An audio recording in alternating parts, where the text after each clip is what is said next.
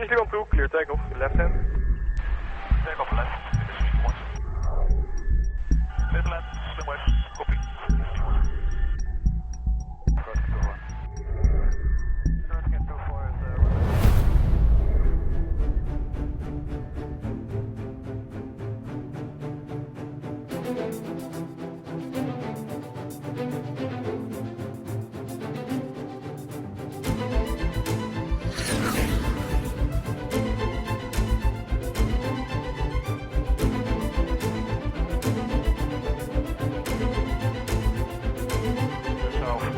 Hello and welcome to the Blueskies podcast. I'm PR Ganapathy, your host. Mi-8s, Roger, report IP southeast, connection for Upadhyay and deal selected.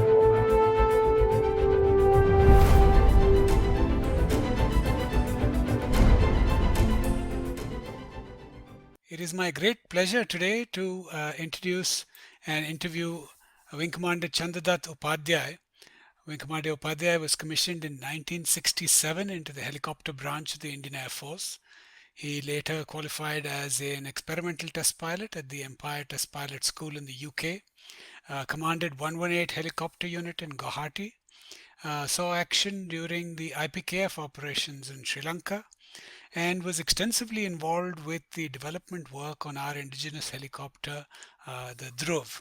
So today we're going to have a fascinating conversation with him about helicopter test flying, about his experiences in the IPKF, but most importantly about what goes into developing a modern helicopter like the Dhruv, with all its avionics, with all its capabilities, with all its cutting-edge technologies such as carbon composites and so on and so forth.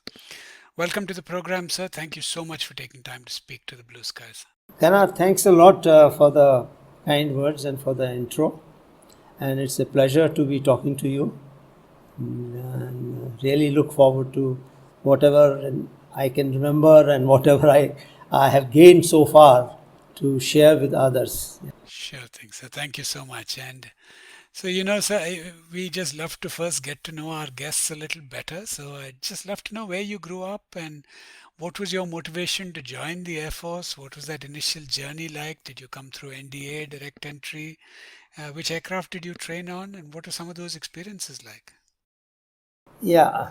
Gana, I was born and brought up in Ajmer. And I studied in the then King George's School, now it's called the Military School or Rashtriya Military School.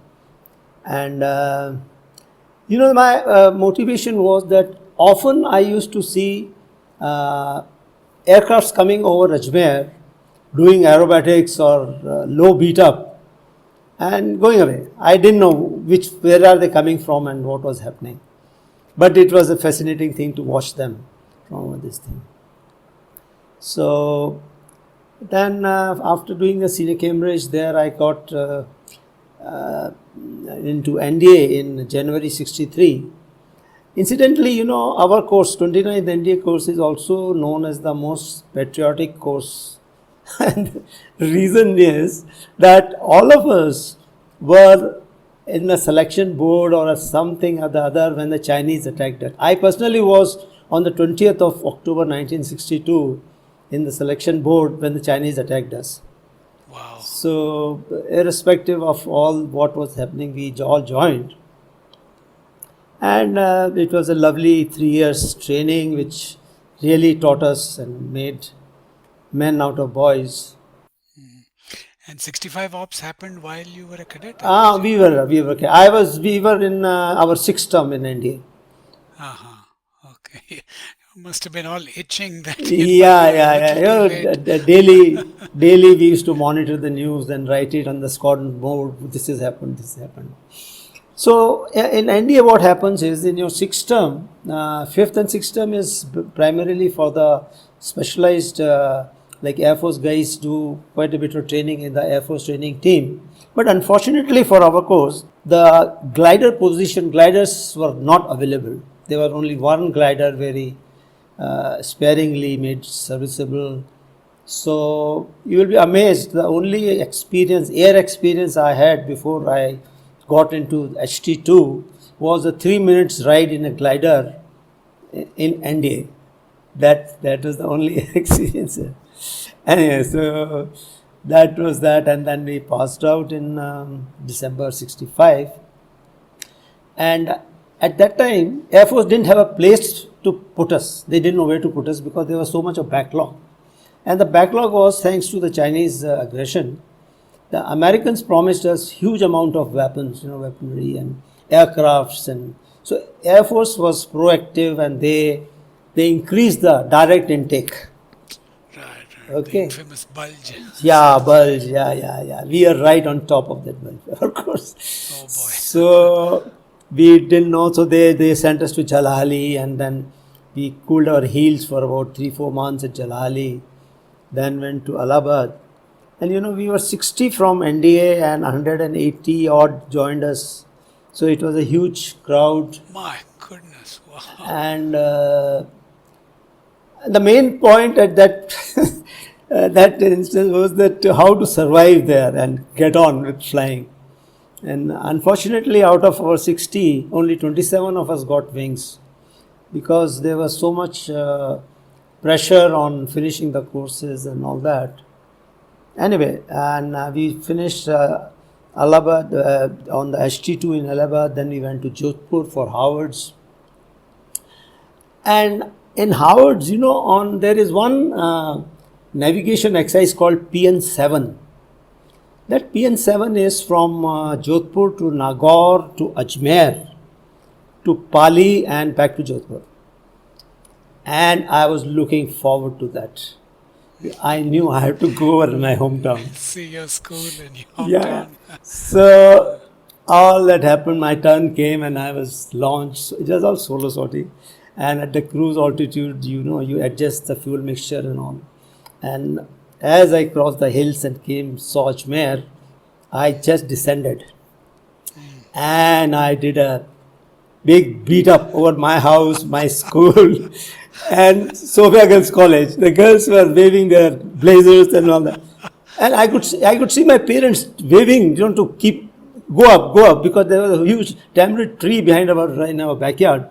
And anyway, and somehow the cylinder head temperature was slightly on the higher side. So then after some time, I decided to climb up and set course for Pali. So as usual, while climbing, my hand went to the fuel mixture lever and I tried to bring it back, and I got a shock of my life because it was already at the back. Oh boy. Oh, now I had not. And I was doing all those steep turns and all that stuff there. My God, I actually froze. Not literally. Anyway, I came back and landed, and I used to smoke those days. So you smoked a couple of cigarettes and tea and all, cool down.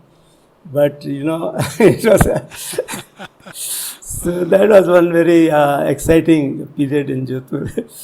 So then whatever the selection and traffication method was, most of us went to the transports. So and majority of us were there, and it was also split in two. One half went to Begumpet, another half to Yelahanka. I was in Yelahanka, and then finally our whole commissioning was delayed by another year. So we were actually, instead of taking 1 year after NDA, we took 2 years. Oh boy. Uh-huh. That's why otherwise December 66 we should have got commissioned. So then we got commissioned as transport pilots and posted to Bakshi Ka Talab. And in Bakshi Ka Talab was another scene, because 95 of us, my course, were posted to Bakshi Ka Talab. There were only 3 Dakotas. They didn't know what to do with us. My goodness. So they tolerated us for 2-3 months, 4 months. And then they posted us en masse to helicopter units. And then I was posted to Bareilly in 107. Mi-4s were flying there. And the situation there was also bad. There were 2-3 aircrafts at times, or 3 aircrafts at times. So we never went to HTS. I learned helicopter flying on a Mi-4. In the squadron. In the squadron, yeah. And thanks to now Air Marshal K. Sridharan, who was flight lieutenant at that time, he took interest to train 11 of us, because 11 of us from my course were there in the squadron. and somehow. So as we were gaining experience, we were about to get categorized. We were all posted out. So I was posted to Tejpur to fly a Chetak. So I started from afresh on Chetak. So Chetak was started, and that time now 71 ops came in, and all that thing happened, and it carried on. Finally, What were you doing during 71 ops? yeah. We were flying towards Agartala side. Actually, we started flying for all that much before the actual ops. But during the ops, we were in Agartala, and I was fortunate to fly 3 months in Cox's Bazar after the ops to support the army brigade which was looking after the Rohingya insurgents. Okay. So that was exciting because that we were landing all places, rough areas all over. So finally, November 73, my name came for FIS. And to FIS, after FIS, they decided to send us to Air Force Academy on Kiran, final stage of training. So I instructed on final stage of training on Kirans. And at this time, FIS was that all-purpose, so you were All-purpose, yes. irrespective of fixed wing, rotary wing, you were doing everything. Yeah, we are doing everything. So that's how we got some experience on Kiran instructional flying and in Kiran flying. And then from there I got posted to Kumbigram on Mi-8s. Okay. And that was another great experience because I was the only QFI, and out of 11 of us, there were 9 pilots who were not qualified on Mi-4, including the commanding officer. Oh my goodness. So the job to convert them was with me. I was converting them. And you had flown the Mi-4 in Bareilly? Bareilly, yeah. But that was, there was a gap, and there was hardly any, just about 150 hours of flying, or captain flying. But then instructional flying, that was, I really did good, about 1,500 hours of instructional flying there in the hills, because I had to do the basic training and ops conversion, night conversion, single-handedly of all the guys. And Mi-4 is one of the superb helicopters I have flown in my life. It's a freak design. If you get time to read a book on Soviet philosophy of helicopter design, they talk, it's a good story to read how the Mi-4 came into being. Wow.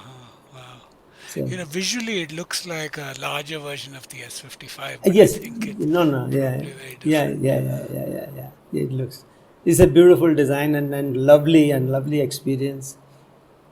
And incidentally, the surprising thing was when we were Tejpur, we got married, and my wife, the first thing she saw was a Basha.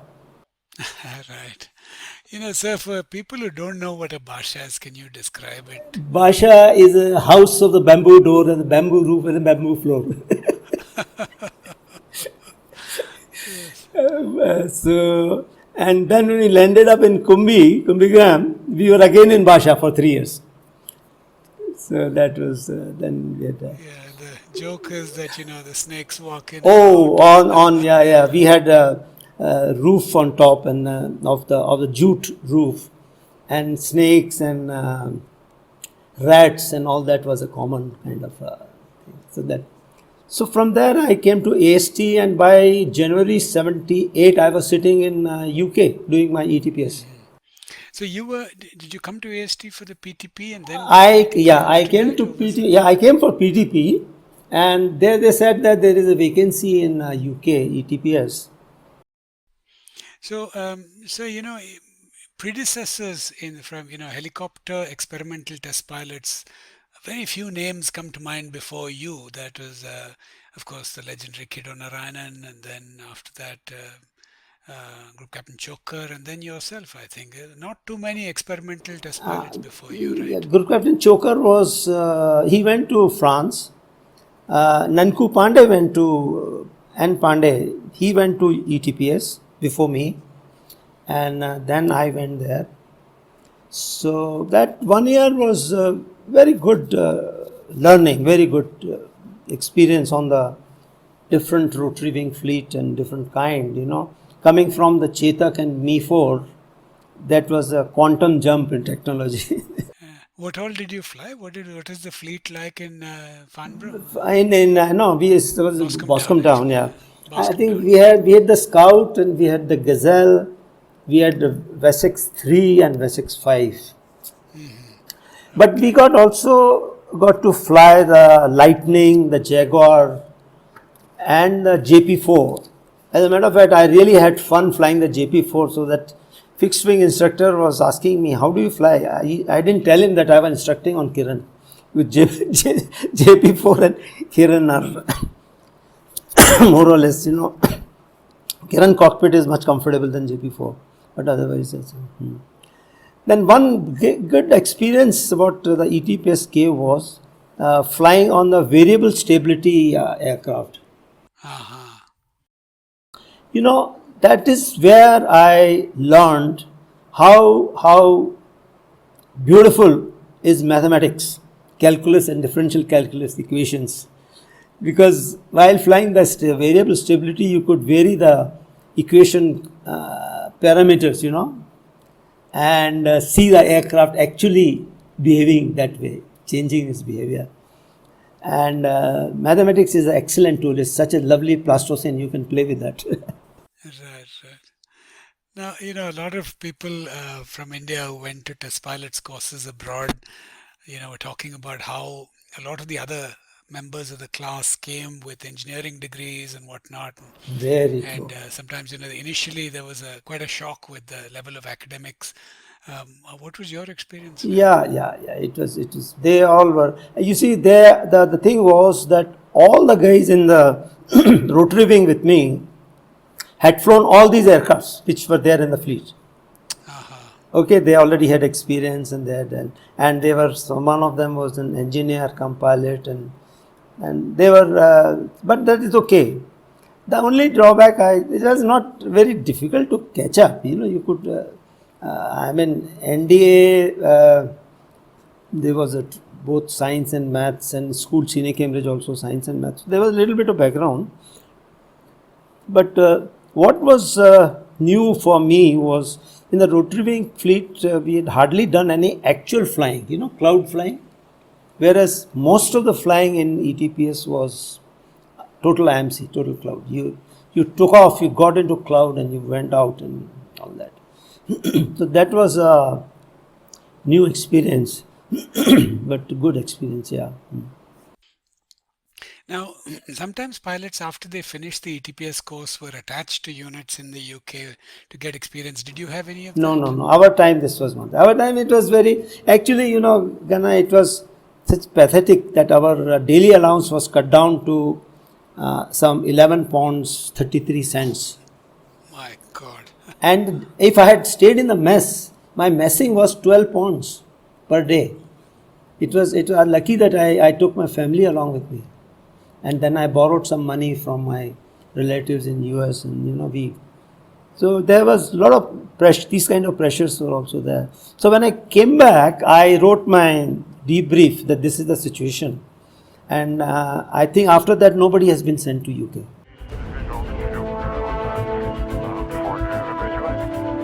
Just Mi-8s, like your Upadhyay Southeast connection for Mi-8s and you'll still active. Super. So then you came back to ASTE? Yeah, from there I came back to ASTE. Then I was in ASTE. So tell me about some of the experiences or the trials that you all did at ASTE at that time. So ASTE, of course there's a normal helicopter flying in ASTE, but the task keeps, we were the only helicopter this side there were no unit in other places. So all the task also used to come to ASTE. Okay. But the main, I had 1, 2, 3 good trials which I often recall. One was I was nominated for evaluating 5 helicopters. Actually, it was initially 3 helicopters abroad.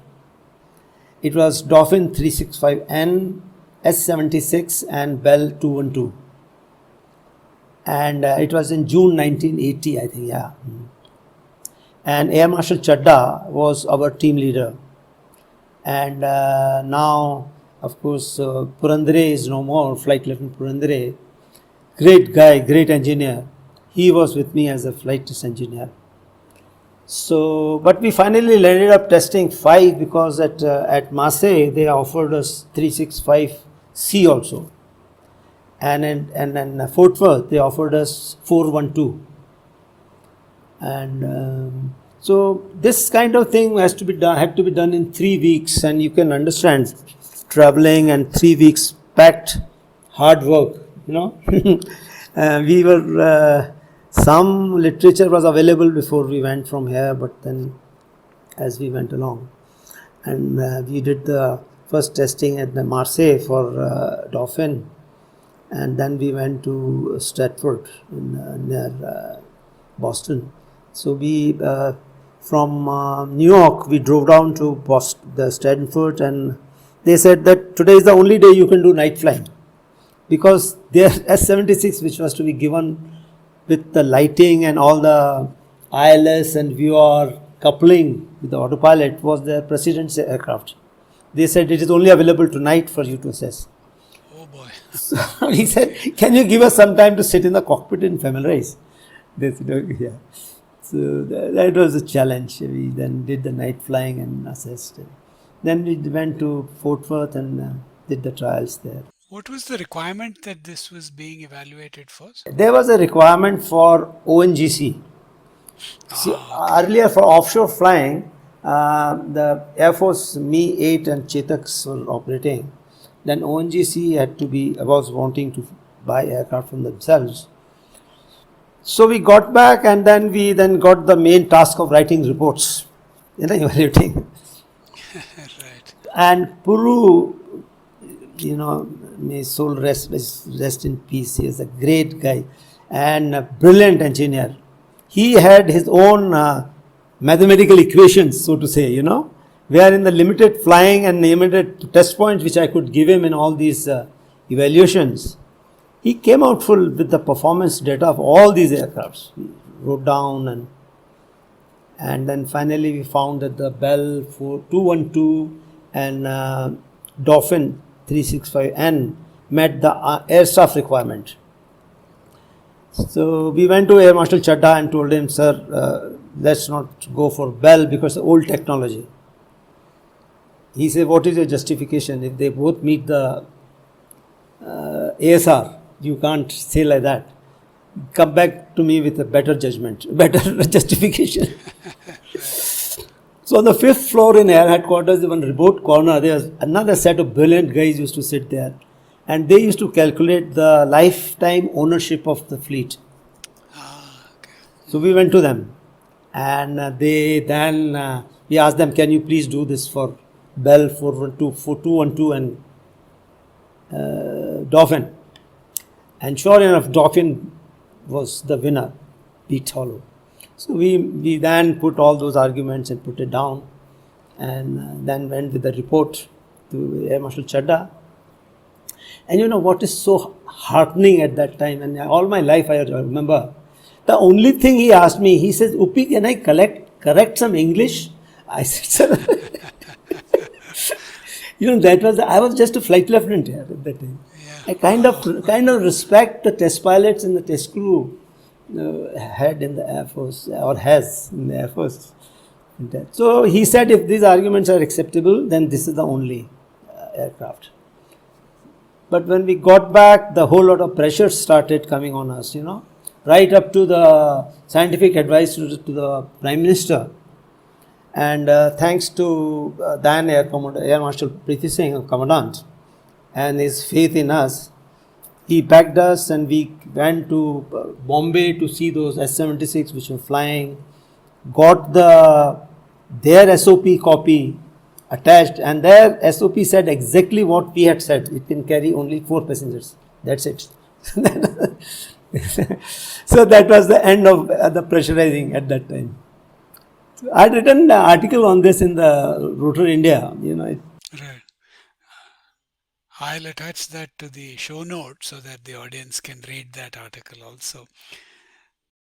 That is Then the other interesting trial in ASTE was bifocal night vision goggles. You know, somehow they were bought for the armored corps people, and there the few tanks just went into ditches or rolled over. Then they said, okay, let Air Force do the trial. So it ended up in ASTE for us. So when it came to me, I said, first of all, I want to understand the science behind what is NVG. Yes. And you know, at that time in 80s, nobody knew how the NVGs were working. I involved IAM and we were doing experiments in IAM with various sources to find out how it works. Finally, I contacted the head of physics in Indian Institute of Science. I think he was Professor Menon. He came to AST and he discussed. He was also not sure. Then he told me, he says, you know, Wing Commander, Flight Lieutenant, you won't be able to get this information. Let me get it from my sources. And then he got us how the NVGs work, you know. So there's fiber optics bundles, and then my interest in the fiber optics took off from there. And then we did. There are two technologies: light amplification and thermal imaging. Is it? Yeah, this is light amplification. This is light amplification. Yeah, thermal imaging came much later. You know, at that time it was So then, of course, in staff college, I ended up writing my dissertation on fiber optics and defense. So that was very interesting. Interesting. So we did. You know, what is a bifocal NVG? Yeah. Bifocal is like your bifocal spectacles, you know. Mm-hmm. So there's distance vision on top, and then and it was terrible. It was a very hard work, I must tell you. Flying the Mi-8 because we had to rehash the cockpit, means hide all the glows and all that. By then we knew how this works, so we knew how to take care of the glows and other things. Same for Chetak, and we wrote a big report. But by that time everything happened. The generation 2 NVGs came up, generation 3 NVG came up, and finally, you know, when I was in the Dhruv program, the Dhruv night vision, of course, the cockpit from the design very concept onwards was night vision compatible. Okay. So it's Dhruv cockpit at night and with NVG is one of the most beautiful cockpits. You know, you have to see it, really see it. I'll share some photos with you. Yes. The beautiful cockpit, very beautiful cockpit. So that was good experience there. Then, of course, I also ended up flying the gyrocopter, and Gurbi Chokar was doing the trials, and it was all tethered trials. Then he went away to Iraq. Then it came to me, and then I could do the untethered flying, and that was good. But unfortunately, after the first untethered flying, the engine became unserviceable. Okay. So tell me about the gyrocopter. This was the Indian Institute of Science? Yeah. Dr. Damania, designed by Dr. Damania. Yeah. Okay. Okay. What was the purpose? Is really to, test concepts? Yeah. He had great dreams for this, using for army aviation, for observation role and all that. Yeah. But then, I found that it was very tricky. It is not a very easy. Slightest crosswind and you could topple over. You could. It did require a certain amount of at that time. But with that design, subsequently, of course, in UK and other places, they have come out with beautiful gyrocopters they are very stable and so people can fly them very easily. That is later on. I'm talking of those days in the 80s.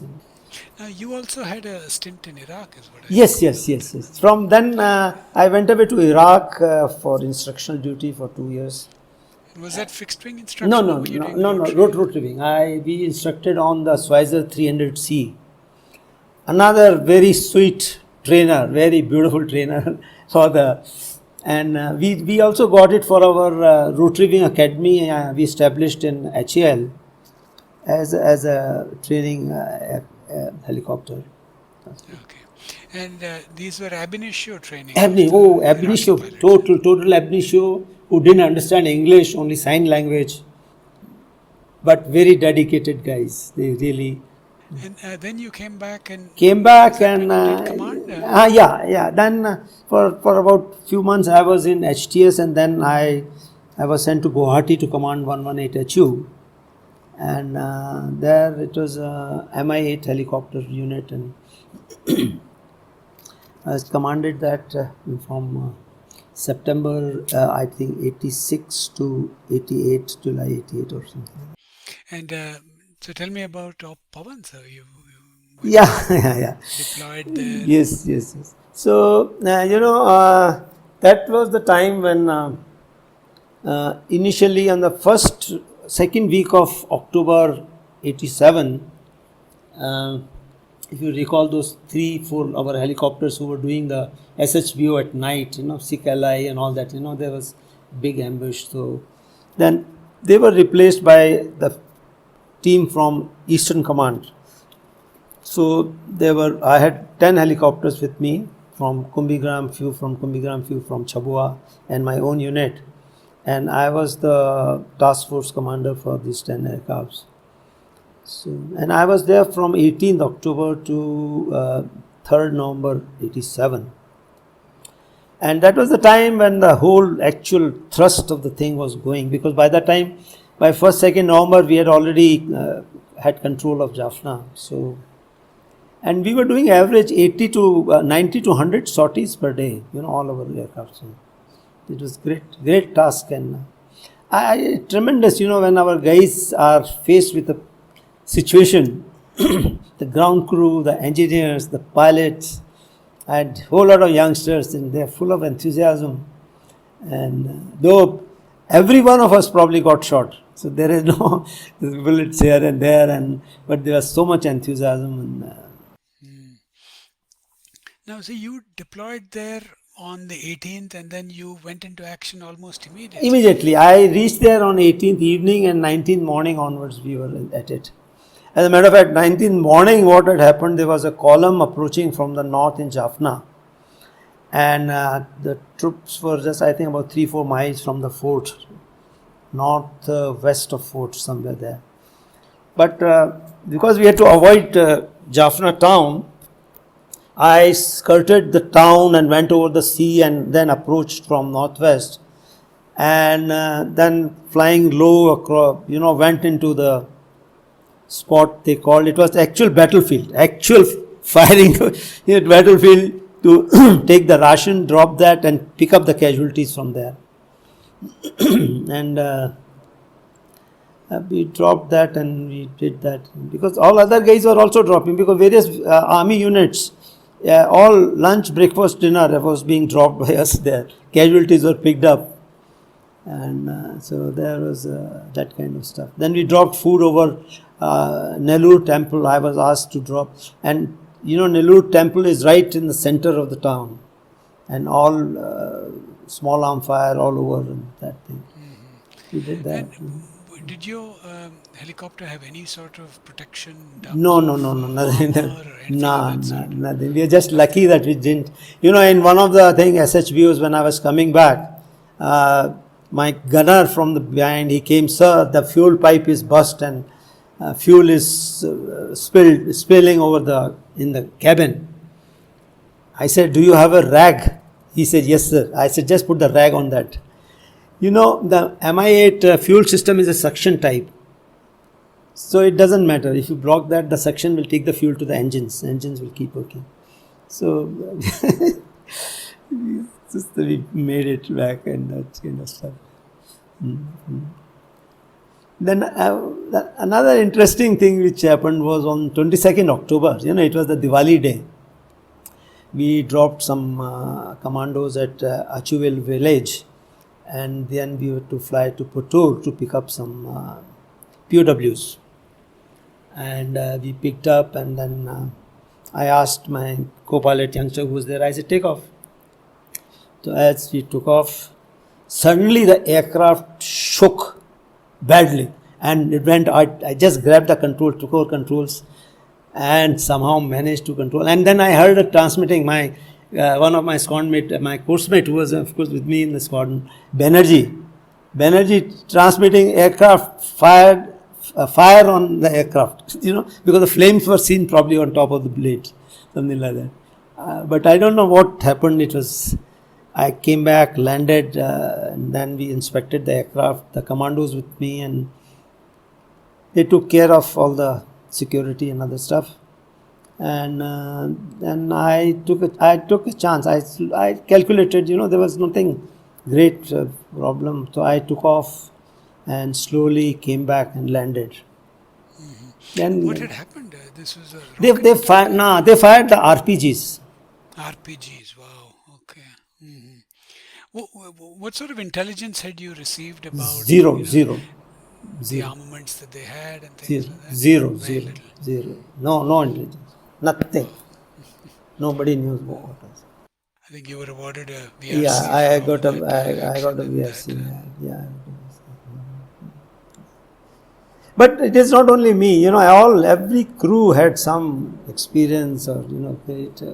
So then from there I came to HAL for my on permanent absorption in February '89, and that time the Dhruv program was going on. Visual to before you eventually. Just need 7B, like your report IP Southeast, connection for eventually, and you'll still like this. Yeah, so I'm going to ask you to just describe for the audience what was the thinking behind, I know we spoke to Wing Commander Singhdeo and he spoke about the fact that earlier there was a plan of a single engine helicopter, then some data was presented, then the specs were rewritten. So just love to hear the background, what stage was it at when you started to get involved? And, we just love to understand the challenges, the both engineering as well as flight test problems in developing a new helicopter, and in as much detail from you that we have the time to share. I joined in February '89, and what had happened was somewhere earlier in '70s, Air Force decided to have our own. Government of India decided to have their own. This all their history. We have repeated so many. I'm just briefly touching upon that. Sure. So then that was a single engine helicopter with wheels or something like that. Then the Vietnam lesson learned report started coming in, and then it was decided to change the design from single engine to twin engine. Okay, essentially to enhance the battlefield survivability. Exactly. And also to they found that the wheels were extra weight, so the wheels were changed to skid. So the whole new program started. As a matter of fact, the design freeze for PT1 was done in June '86. And the design agency was HAL in this case. So unlike the LCA, they didn't form a separate agency. No. HAL was the agency, and our consultants were MBB from MBB, from Germany. Uh-huh. MBB was selected by the team of the three services, HAL and the Government of India, and primarily because they had another thing which came out in Vietnam report was the control rods were getting shot at. So a lot of accidents happened because the control rods were breaking. They were firing at the rotor control rods which are outside. So MBB said, okay, we'll give you control rods inside the gearbox, housed inside the gearbox. So that was one thing that they wanted to give, and then also rigid rotor and their hub design, which could meet the requirements of maneuverability and all that stuff. Anyway, so that is how it happened, and then in '87 they changed to the skid version, and the whole thing started again. And then PT1 actually then started. So by the time I came in '89, some of the things were happening, and we were still in the process of discussions. But now, you see, what happens is one thing which most of the people don't know, or probably they overlook, is that this was the first time the whole team was ever taking part in the design, development, flight testing of a helicopter, prototype helicopter as such. Okay. And and the certification authorities were also new, they were overcautious. Okay, and because the requirement for Dhruv was to meet the FAR Part 29 mil spec, means the military specification of the US, and also the UK requirements, and on top of that the additional requirements of our own armed forces, all the Army, Navy and Air Force. So it was a tough call to design and put all the things in the same machine, but somehow it happened. And so sea level to high altitude to everything. yeah, so what has happened was that because of all this thing, first of all there was a very extensive ground testing of each and every item on the helicopter, and all the items, various components of the helicopter were really fatigue tested. They were fatigue tested, vibration tested, and I used to go and watch them, and they are all composite material, and they were exceeding the requirement of fatigue, and it was a pleasure watching that undergo that fatigue test. Then the concept of the ground test vehicle was there, where the full-fledged helicopter was anchored onto the ground, and we tested out the full transmission system and the engine systems and all the rotating parts and their endurance. And before the first flight, we did about 250 hours of this real extensive, very punishing regime on the helicopter. It gave us a lot of confidence. Now, like the LCA program had this RTS and the iron rig and things like that, did we do things like that in the case of the Dhruv also? Yeah, exactly the same kind of thing. We had all that, all those drop tests and fatigue tests and vibration tests, and all that was parallelly going on. This ground test vehicle. See, what happens is that unlike the fixed wing, we have in helicopters we have a whole lot of moving parts. The gearbox, the blades running, controls. So control interference, gearbox. Initially when we ran the gearbox, the leakage from the gearbox was so much that we were collecting the oil in buckets in the cabin. Oh my goodness. And the improvements were going on. The whole... Actually, one of the very important things which most of the people don't know, though they call that it is a MBB collaboration. At that point in time when the design of the helicopter was going on and the design refinement was going on, the only computer capable of doing this was in the Indian Institute of Science. So our designers used to go and the time slot given to our guys was from 12 o'clock to 4 o'clock at night. In the morning, okay. So they used to go at night, work on their design and refinement. Next day morning, come back and then show it to the MBB guys, that kind of stuff. But the main hard work for all this, for the gearbox, for the blade design and tail rotor design, all that thing was done by our designers in Indian Institute of Science. And what was the team like? Were these HAL engineers, Air Force engineers, a combination of the two? All HAL engineers and fantastic guys, both, and we had a mix of lady engineers and gent engineers, and everybody was equally capable, and they used to come back with answers. And obviously at time we were maybe I was sometimes harsh, but now they realize that it was all for the good as we go along. Now, in terms of native expertise, we were manufacturing the Cheetah. That's about it, right? We had never designed a helicopter before, isn't it? So what had happened was that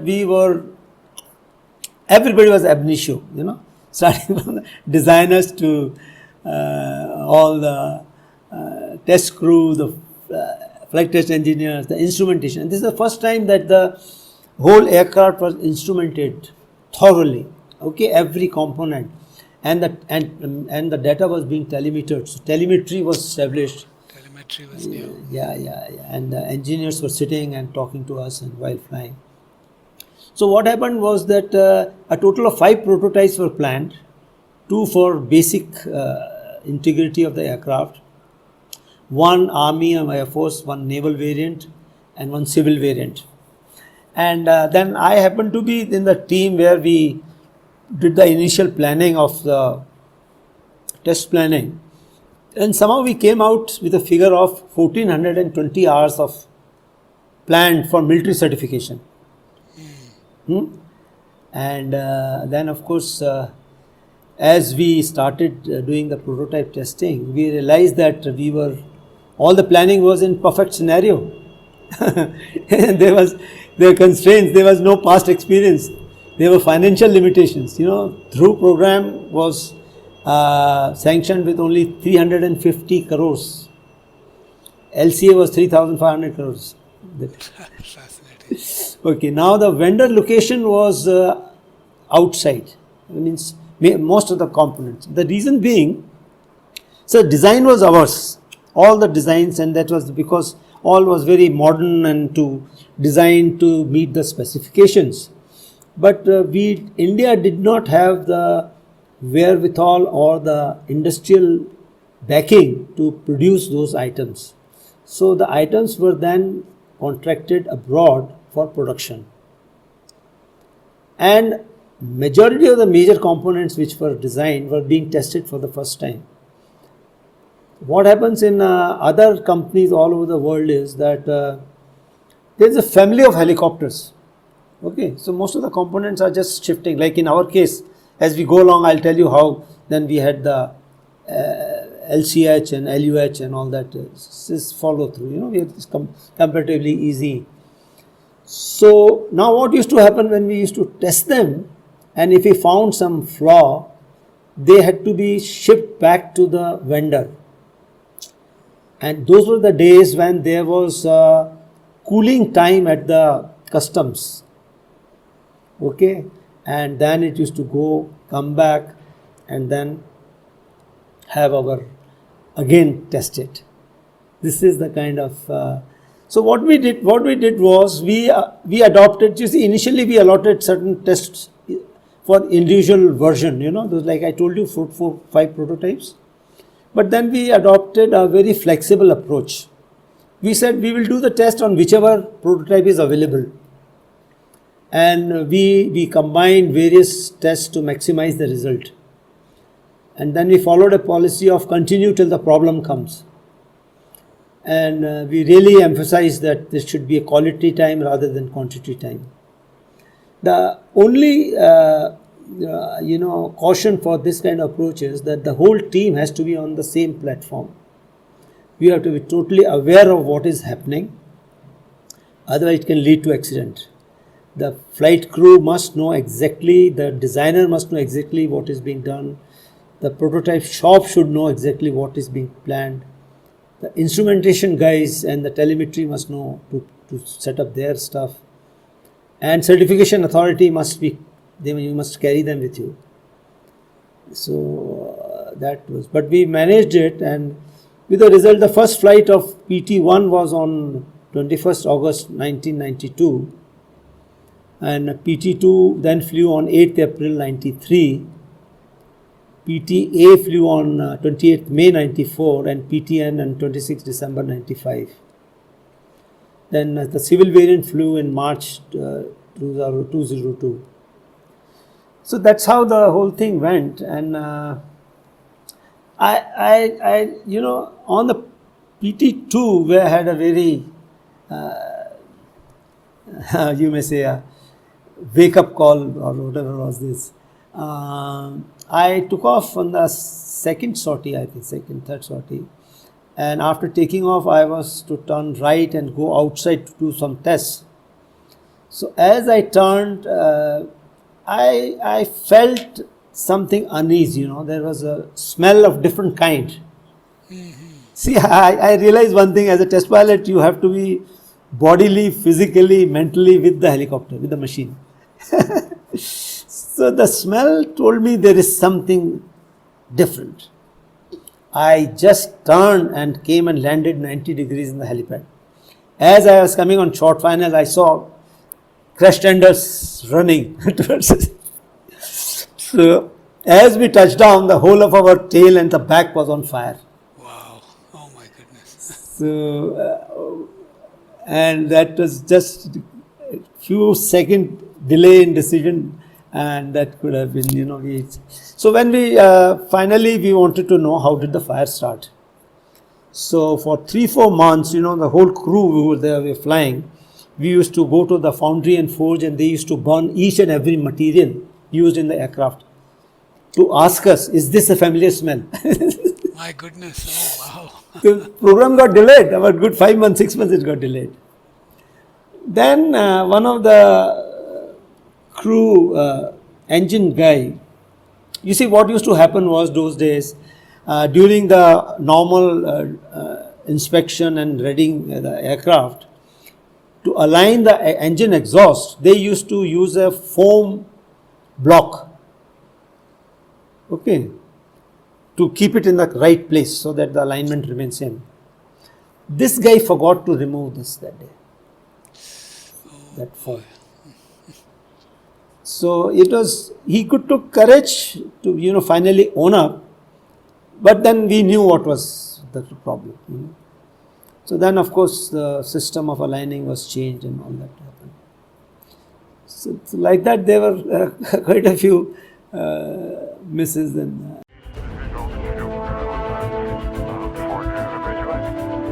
Just need 70, Roger, report IP Southeast, connect for Midway, and yield selected. So just describe to the audience your first flight in the helicopter. What was that day like? on the Dhruv. On the Dhruv, yes. Yeah. See, See, experimental test pilots flying yeah. prototype for the first time. It's a very special. Yes, not everybody gets a good fortune to do that. Yeah. So we had Group Captain Choker was the captain of the aircraft. I was the co-pilot, and Wing Commander Group Captain Sridhar was the flight test engineer. This was our team. But before that we had all those ground runs. Then we had the ground runs on the PT-1 itself, anchored, and did all the ground resonance tests and all those various tests again repeated on the PT-1. So we were very familiar with the cockpit and with the instruments and with the kind of noise and whatever was the thing. But of course the first liftoff and we took off, and then because of the rigid rotor, by the time we hit about 100 kilometers, I think, that vibration was terrible. So we came back and landed, and then of course MBB suggested some measures to reduce the vibration, and slowly we increased the envelope, and that's how we went along. But because of all this confidence which we gained during the watching of the ground testing and the GTV runs and all that, within the first 35 hours we cleared the full flight envelope up to 3 kilometers. That's about 10,000 feet. By 65 hours we had cleared it up to 6 kilometers. And at 120 hours we were doing single engine and slope area, 10 degrees slope up and down. Then at 240 hours we went to sea level for sea level trial to Chennai. And that is another one very challenging or very interesting test in helicopters, is to test the helicopter at V design, that means speed of design, and pull 1.5 G at that to show the integrity of the aircraft. Wow. So I was there and Captain Choker with me. So I was flying that day and dived the aircraft at the Tamram beaches and down, and telemetry kept telling us all okay, and Grupi Choker was telling me, Sridhar was telling me the speeds and all, as we came to 367, I pulled back 1.5 G. And so now what happens is, most of the time you are not sure how the controls will behave at the VD. and you can have reversal of control. Though we had discussed all this with the designers, and they assured us that they have checked up everything and nothing should happen. Luckily, nothing happened, but that was a very exciting test. To pull that and do that. Fascinating. Then at 250 hours, the naval version was fitted with a T800 American engine, and as a matter of fact, the trials on the naval deck trials, and I cleared the shipwreck trials up to max all of weight, sea state 122 on INS Ganga, and we did that, and then we ferried the aircraft to Leh for high altitude trials and cold weather trials, hot weather trials, and all the typical things of height, velocity diagram, autopilot tuning and certification systems and all that thing. We had to also show minus G, 1.5 G. So that was another interesting test to do. So tell me about the engines. We had a certain engine, and then we asked for an upgraded engine. So what happened was T800 was, and then we went and did the Pokhran thing. Okay, so the Americans just stopped supporting us. So we had to get back to the old 2B2 engine. But that was slightly, we required more power to carry those kind of weight at Leh at altitude, So then the Shakti engine was designed, which is I think 1463 horsepower or something each engine, higher powered engine. So that was also done. The instrumentation, all the cockpit instruments were changed to glass cockpit and multifunctional displays. Right. And I was telling you those 14-20 hours of our planning. We got the military certification at 1400 hours. Wow. That means a lot of things did go according to plan. Yes. And because some things we overestimated probably, which because of this confidence level, we were able to cross. And the civil certification required another 400 hours because DGCA they were also doing for the first time. So they wanted another 400 hours of testing, repeat or separate. So we did all that with them. Yeah, that's it. Now, when we were speaking to Brigadier Sidhu, who is a test pilot, and, you all must have flown together. He was speaking about this, control lock issue that the helicopter faced. Did you ever face that? No. Is it? I'll tell you what. It is. I'll put it very in a very layman's. See, every aerofoil has a stall angle or angle where. Now the blades are nothing but aerofoils. So obviously you have some limitation of the angle at which they can rotate. So let us presume that the blade, the critical angle is 20 degrees for argument's sake. Okay. Now when I am flying and I am raising the collective to increase my power and move forward at higher speed, or at higher power, my collective is up. That means out of the 20 degrees, I have used 12 degrees, 14 degrees, I have already used up. I am left with 6 degrees now. Now I turn. So turning, if I am turning to the right half, the blade angle will be higher because that disc has to go up, isn't it? So that may go to 18 degrees. I may use another 4, 5 degrees, 6 degrees there. So now when I reach that limit, it happens in every helicopter. Okay. Here it was more prominent because the rotor had the power. You could pull 3.5 G and minus 1 G. Okay. So we knew this, and we were teaching all the people how to recover from this. All people who came for conversion with us. Applying top rudder, lowering the collective, just slight ease on the collective, and automatically the aircraft comes out. Of course, subsequently the warnings have been put and all that used. But this is the science is like that, the blade characteristics like that.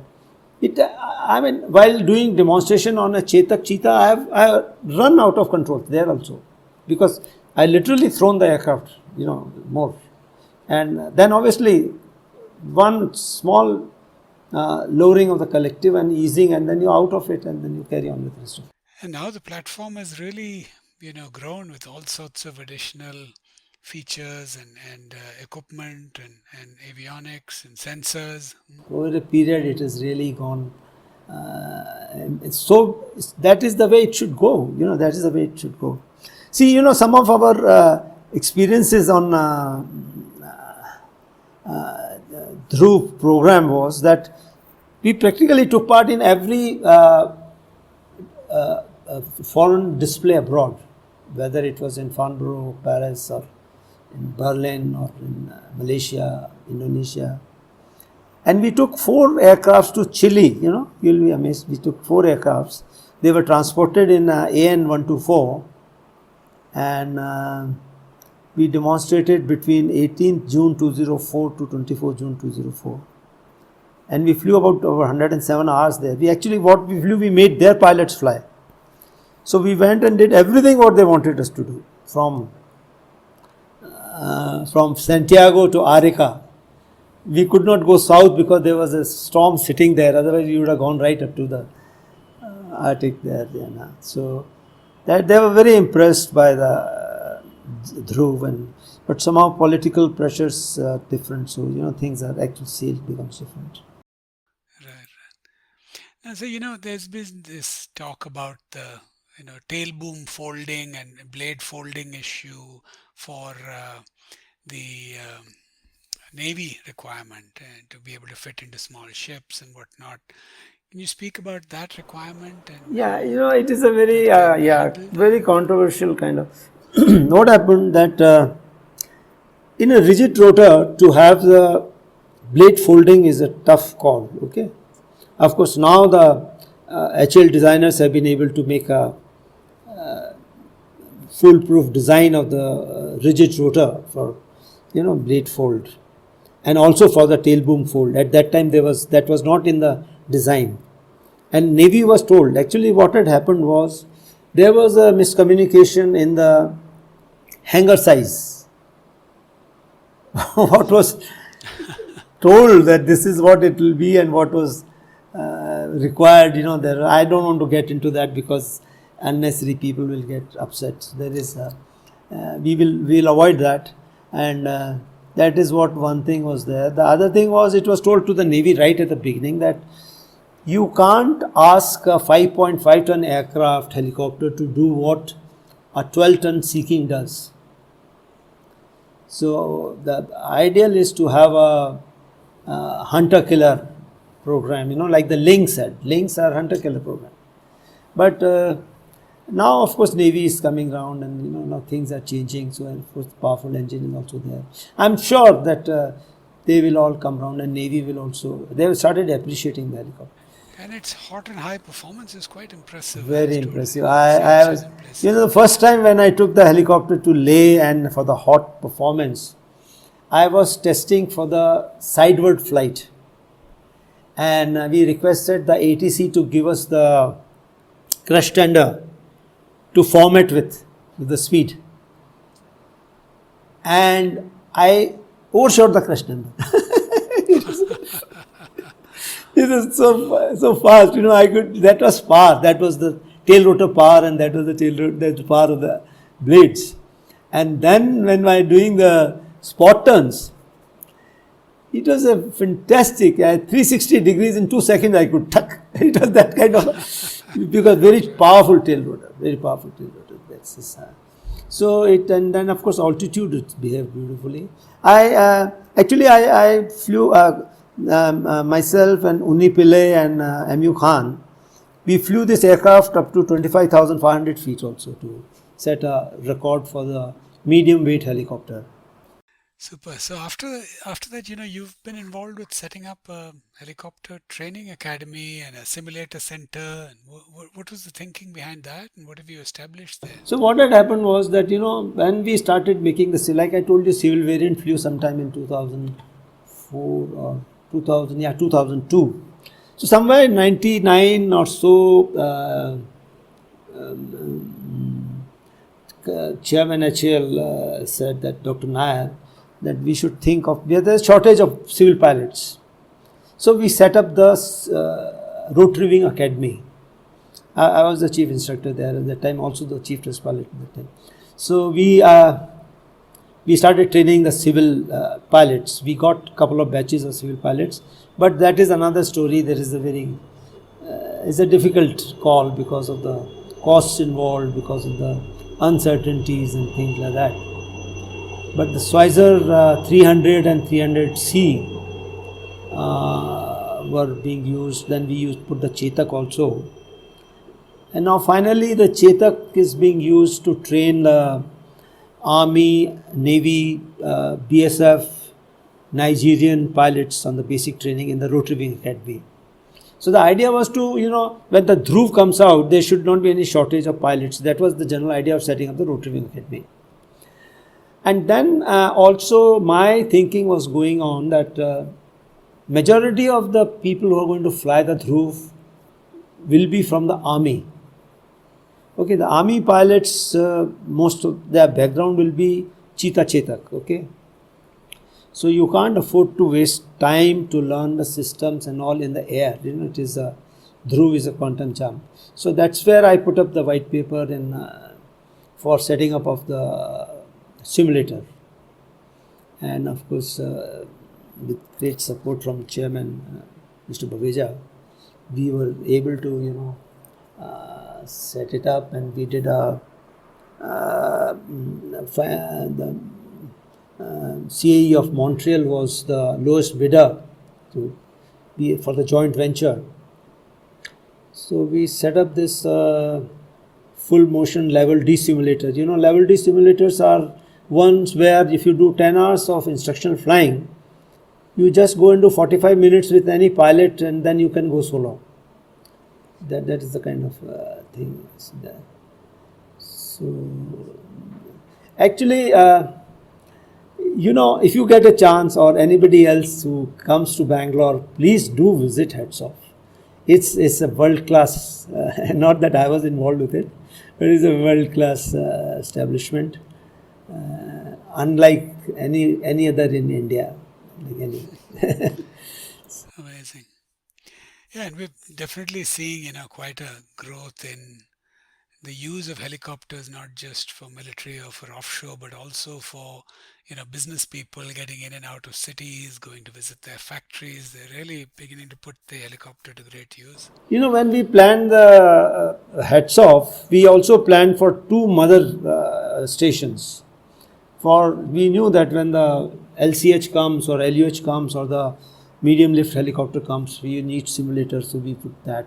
So there is enough planning already in existence to set up another mothership. It's a roll-on roll-off cockpit. So present mothership takes the Dolphin 365N, Bell 412 and Dhruv civil variant. Yeah, three cockpits. Yeah. Wow, I've taken more than an hour of your time, sir. I want to thank you so much for your service, as well as I want to thank you for the time you've taken to speak to the audience of the Blue Skies. It's been a real delight. It's a pleasure talking to you, Vinay.